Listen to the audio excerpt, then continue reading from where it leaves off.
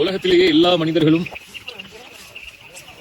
பார்க்கக்கூடிய ஒரு விஷயம் மற்ற மனிதர்கள்ட்ட என்னவா இருக்கலாம்?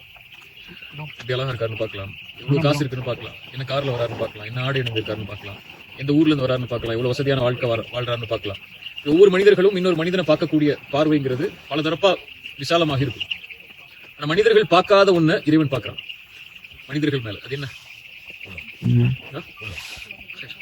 கல்வி. எந்த ஒரு மனிதரும் இன்னொரு மனிதனுடைய கல்வி எப்படி இருக்குன்னு பாக்குறது இல்ல. நம்ம பாத்துருக்கோமா என்னைக்காது?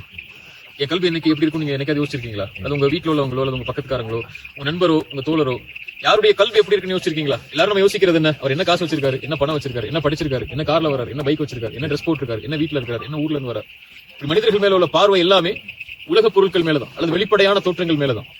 உலகத்துல யாரும் பார்க்காத ஒரு பார்வையை இறைவன் மட்டும்தான் பார்க்க முடியும். அந்த பார்வையை இறைவன் பார்க்கிறான். இன்னல்லாஹ் லா யன்துரு இலா சுவரிக்கும். இறைவன் உங்களுடைய தோற்றங்களை பார்ப்பதில்லை, இறைவன் உங்களுடைய உருவங்களை பார்ப்பதில்லை, இறைவன் உங்களுடைய உள்ளங்களைத்தான் பார்க்கிறான்.